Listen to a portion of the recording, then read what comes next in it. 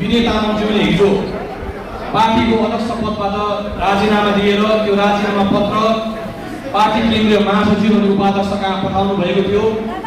त्यो पत्रलाई हाउसले सर्वसम्मतिद्वारा स्वीकृत गर्दै उहाँको रेजिग्नेसनलाई मन्जुरी दिएको छ।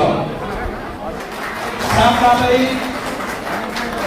गोर्खा जनमुक्ति मोर्चाको नयाँ सोच नयाँ विचारको नारा लिएर पहाड बनाउनु हिँड्ने यो समूहलाई नेतृत्व गर्नुको निम्ति जबसम्म पार्टीको अध्यक्षको चयन हुँदैन, किनभने पार्टी संविधान अनुरूप हो भने पार्टीको अध्यक्ष चयन गर्नको निम्ति एउटा प्रोसेस हुन्छ। त्यो प्रोसेसको निम्ति समय लाग्छ। नयाँ प्रेसिडेन्ट चयन नभइन्जेलसम्म आजको हाउसले सर्वसम्मतिद्वारा पार्टीका महासचिव श्रीमान अनित थापालाई वर्किङ प्रेसिडेन्टको रूपमा चयन गरेको छ। तपाईलाई सम्बोधनको निम्ति पार्टीका नवनियुक्त कार्यकारी अध्यक्ष श्रीमान अनित थापाज्यूलाई म यहाँ मञ्चमा निम्ताउन चाहन्छु। धन्यवाद।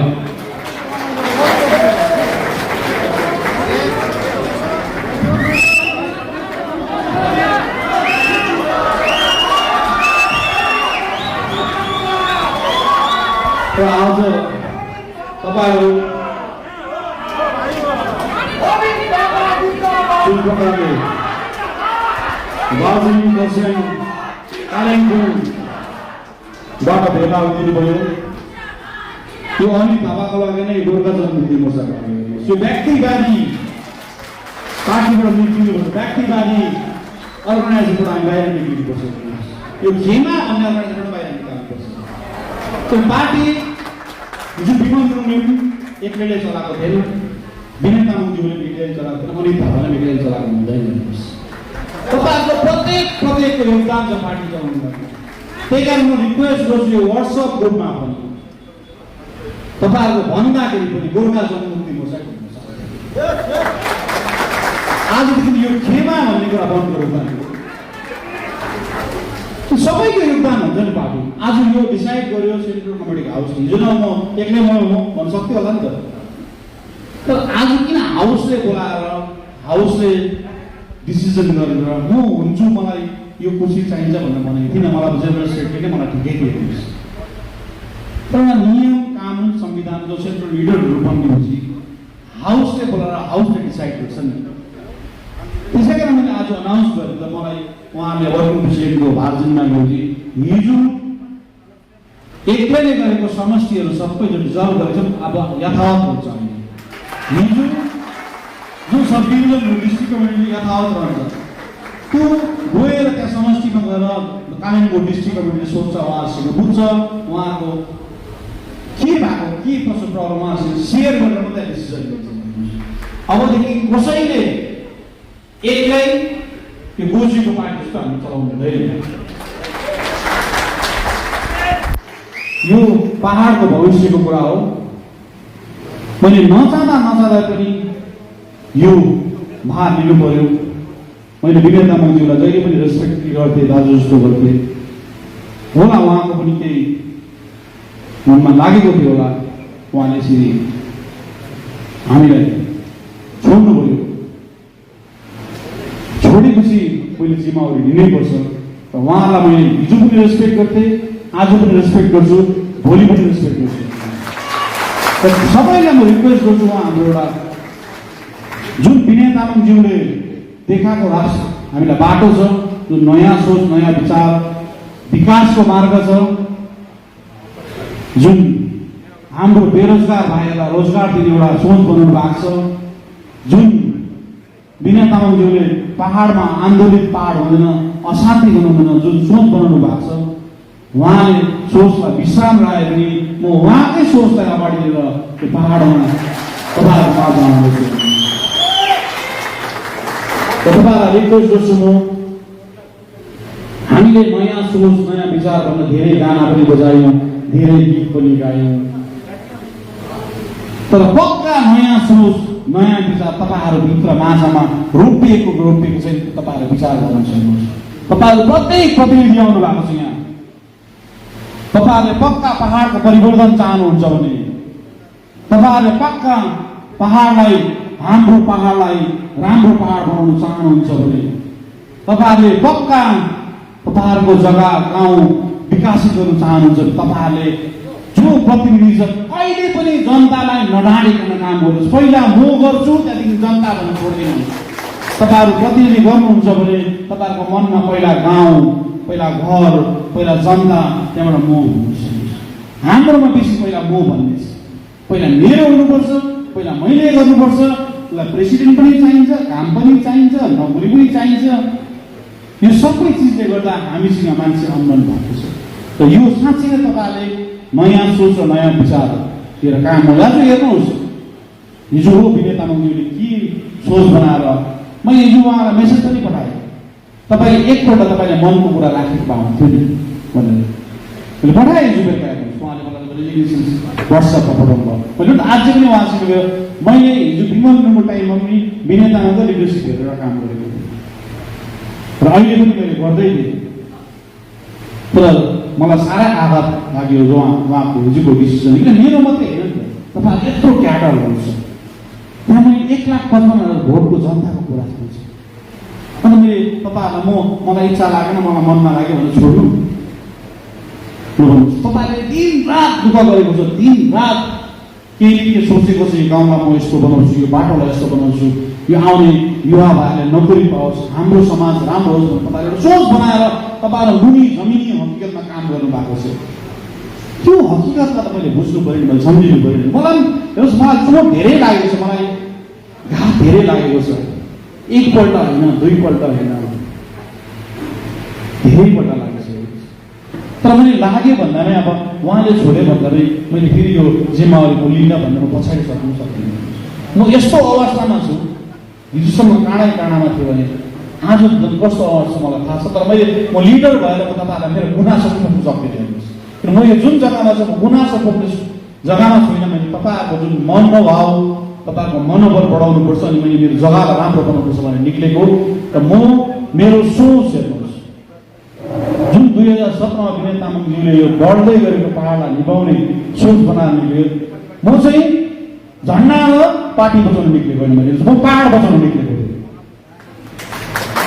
म झन्डा र पहाड बचाउनु, म झन्डाको चौकीदार गर्न निक्लेको पनि थिएन। हेर्नुहोस्, त्यो झन्डा त हाम्रो गोर्खा जनमुक्ति मोर्चा हो, सबैले बनाएको हो। हामी दिन रात लागेर बनाएको झन्डा हो। यो कसैको पेवा होइन यो झन्डा। र मैले त्यति बेला विनय तामाङज्यूले पहाड बचाउनुपर्छ गर्दै बल्दै गरेको सोच नै मैले अगाडि लिएर जान चाहन्छु। त्यो सोच सही थियो उहाँको, र उहाँले किन विश्राम लिनुभयो त्यो मलाई पनि थाहा छैन। त्यसैले मलाई त्यति बेला पहाड बचाउनु थियो, हाम्रो पहाडलाई राम्रो बनाउनु थियो। र म त्यही स्लोगनमा अगाडि जान्छु। हेर्नुहोस्, पार्टी त आउँछ जान्छ, झन्डा धेरै आयो धेरै गयो, तर हाम्रो पहाडको भविष्य अहिले पनि अँध्यारै छ। मैले त्यति बेला भनेको थिएँ म सरकारसँग मिलेर काम गर्छु, आज पनि भन्छु म सरकारसँग काम गर्छु, मिलेर काम गर्छु। म भोट माग्दिनँ भनेर पहिलो व्यक्तिसँग मिलेको थिएँ। किन मलाई गोर्खाल्यान्ड चाहिन्छ, म गोर्खाको छोरा हो। तर भोट हालेर गोर्खाल्यान्ड पाउँदैन भने सबलाई थाहा भयो नि त। गोर्खाल्यान्ड कसरी पाउँछ, के पाउँछ, अहिलेसम्म कसैले हामीलाई क्लियर बुझाएको पनि छैन। त्यसैले हामी सही रस्तामा हिँडौँ, सही बाटोमा हिँडौँ, कसैलाई नराम्रो नभनौँ, कसैलाई गाली गराउनु नभनौँ। किनभने 2017 पनि देखि अहिलेसम्म पनि मैले कसै मेरो लिडरसिपहरूलाई गाली गरेर मैले विगतको जो मेरो लिडरहरू थियो उनीहरूलाई पनि मैले कहिले पनि गाली गरेर होइन, भोलि पनि गर्दिनँ। तपाईँहरूलाई म यहाँबाट रिक्वेस्ट गर्छु, कसैले पनि हिजो हामीले मानेको प्रेसिडेन्ट विनय तामाङलाई कहिले पनि गाली गर्दैन। जहाँ भेट्दा जसरी भेट्दा बाटोमा तपाईँले हिजो जसरी नमस्ते गर्नुहुन्थ्यो त्यसरी नमस्ते गरेर तपाईँहरूको आफ्नो संस्कार देखाउनुपर्छ भनेर रिक्वेस्ट गर्दै मेरो सानो समाज यही समाप्त। धन्यवाद। देखिए, हम लोग गोरखा जनमुक्ति मोर्चा का फ्लैग चलाएंगे। तो विनय तामाङ जी को खुद विनय तामाङ होकर लोगों ने धोखा दिया, अनित थापा ने नहीं दिया, आलोक कांता नहीं दिया, डीके प्रधान ने नहीं दिया। आप लोगों ने देखा ना, अभी 99% लीडर आया था इधर। सो हम लोग जिस सिद्धांत से आगे जा रहा है वही सिद्धांत से क्या बोलेंगे? केन्द्रीय समिति साथी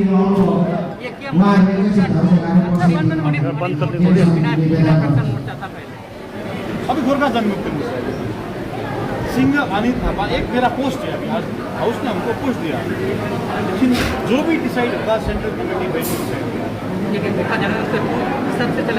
गोरखा जनमुक्ति मोर्चा तरफ से झंडा भी एक ही है, झंडा भी हुए। गोरखालैंड का जो डिमांड देखिए ये बोला था गोरखालैंड का जमान दिल्ली में करा, तो हम लोग स्टेट से मिलकर काम करते हैं। तो गोरखा का सपना है गोरखालैंड, लेकिन देता ही नहीं। तो गोरखालैंड बोल के बार बार हम लोग हमारा पार्ट बनाएंगे क्या?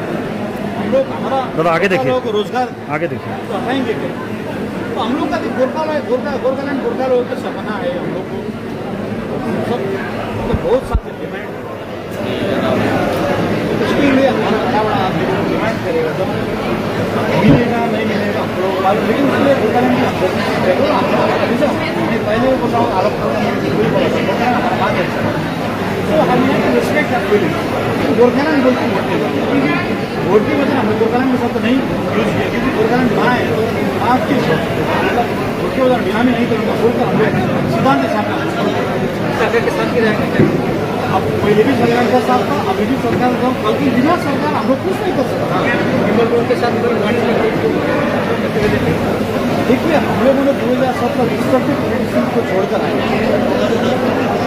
हम कंस्ट्रक्टिव पॉलिटिक्स आगे बढ़ाए। हमारा वोट देखिए, हमारा वोट आप लोगों ने मालूम तो 55,000 हम लोग आगे बढ़े, हम लोगों से कोई मर्ज नहीं उसमें हो जाता है। हम मर्ज क्यों जाओ? अभी देखिए पार्ट में आप लोग सिंगल मैंडेट वोटिंग पार्टी हम लोग, तो वो लोग डिसाइड करेगा बाद में। दादा एक मिनट बात करना चाहेंगे आप। दादा पहली बार इतने बड़े इतने बड़े पोस्ट के लिए आए हो, you are selected as a working president, party का इतना बड़ा दायित्व है आप लोगों का, क्या कहेंगे? पहले आपका रिएक्शन। देखिए ये पार्टी का पोस्ट है जो हाउस ने दिया है, सो जो भी होगा हाउस ही डिसीजन करेगा ना। मैं तो एक पोजीशन है, मेरा पोजीशन लेकर मैं प्रेसिडेंट हूँ, जो भी कर सकता हूँ एक होकर हमारा पार्ट अभी तक की स्थिति में, तो आगे में जो होगा, जो सेंट्रल कमेटी जो हाउस डिसीजन होगा वही करेंगे। दादा कल पार्टी छोड़ा है विनय तामांग जी ने, तो आपको क्या लगता है कि ये आपकी पार्टी के लिए कोई मतलब इफेक्ट करने वाला है? देखिए जो पार्टी का प्रेसिडेंट है छोड़कर वो तो इफेक्ट डेफिनेटली होगा, क्योंकि हमारा प्रेसिडेंट था। प्रेसिडेंट जाने से कुछ ना कुछ आदमी लोगों को मतलब बंदूक काम को ही हो रहा है, कुछ ना कुछ होगा ना। दादा जैसे पहाड़ में GGM 1 एंड GGM 2 है, आपको क्या लगता है कि आगे में जाके GGM ही खाली होगा, 1-2 नहीं होगा? आगे में जाके जो होगा आप लोगों को मालूम पड़ेगा, अभी मैं सब कुछ बोल नहीं सकता आपके सामने में। ठीक है दादा, और दूसरा सवाल, जैसे विमल जी ने अभी तक भी एक मुद्दा सामने उठाया है कि स्पेशल टॉक होना चाहिए पॉलिटिकल सोल्यूशन के बारे में, आप क्या कहेंगे? आपका पार्टी का क्या स्टैंड? देखिए वो तो ममता बनर्जी मैडम भी बोल रहा है इलेक्शन टाइम में, उसने कुछ पार्ट के लिए सोल्यूशन लेगा, तो विमल गुण में बोलने से नहीं होगा, तो गवर्नमेंट बोलने से होगा। आप लोग का क्या मांग है? देखिए वही तो हम लोग भी पहाड़ के लिए परमानेंट पॉलिटिकल सोल्यूशन हम लोग भी चाहिए, लेकिन हमारा चाहने से होगा तो गवर्नमेंट को देना पड़ेगा ना। दादा आज के डेट में बीजेपी के बहुत सारे MP, कुछ मिनिस्टर्स भी गोरखालैंड के या सेपरेट स्टेट ऑफ जो है नॉर्थ बंगाल के पक्ष में बात कर रहे हैं, जैसे जॉन बर्ला जी, तो इस बारे में क्या सोच है आपका? आप क्या उनके साथ बात करेंगे आगे जाके? देखिए जब हम लोगों का आदमी लोग मर रहा था, पहाड़ जल रहा था, इतना शहीद हो रहा था, तब कहाँ था बीजेपी? हम लोग कितना मतलब गोरखा लोग उतना पुलिस भी नहीं है, स्टंट कर रहे हैं, हमको मालूम है। हम लोग को भड़काने के लिए, गोरखा लोगों को भड़काने के लिए काम कर रहा है, फिर हमारा पहाड़ जलाने के लिए लोग काम कर रहा है। कौन लोग? बीजेपी लोग। देखिए जब उतना आंदोलन था, गोरखालैंड में डिमांड था, हम लोग फील्ड में लड़ रहा था, हमारा लड़का लोग मर रहा था, तो बीजेपी ने पूरा मैंडेटरी वोट दिया था। उस वक्त उन लोगों को सोच में क्यों नहीं आया? दादा अभी आप बता रहे थे गोरखालैंड तो आपको चाहिए, तो गोरखालैंड हमको चाहिए, कहाँ मिलेगा आप बताइए ना, आप बताइए, हम उधर जाएंगे। नहीं आंदोलन तो हुआ 87 में हुआ, वही तो आंदोलन हुआ, 2017 में आंदोलन हुआ, आंदोलन का फल क्या हुआ? हमारा पहाड़ हम लोग ने जलाया। अब ऐसे नहीं होगा पहाड़, अभी हमारा बच्चा लोग पढ़ रहा है, उन लोगों को रोजगार देना है, आंदोलन करके गोरखालैंड नहीं मिलेगा, सबको मालूम हो गया ना। तो गोरखालैंड को गवर्नमेंट के लिए समझना पड़ेगा, बुझना पड़ेगा, समझाना पड़ेगा। तो हम लोग आंदोलन करके हमारे जगह हम लोग को जलाना नहीं, हमारा जो पढ़ा लिखा भाई उनको रोजगार मिलता है, हमारा पहाड़ देखिए हम लोग यार ब्लेसिंग दिस गाइस, पहाड़ इतना अच्छा जगह है, इतना सुंदर जगह है, तो शांति रखने से हम लोगों को रोजगार मिलेगा। So are you still keeping your hands with Mamata Banerjee? Of course I do. वही हम लोग को चीफ मिनिस्टर मानना ही पड़ेगा ना। मैं तो ममता बनर्जी का एस्पिरेशन और आपका एस्पिरेशन सेम है? देखिए, ममता बनर्जी लीडर है, मैं फॉलोअर हूँ।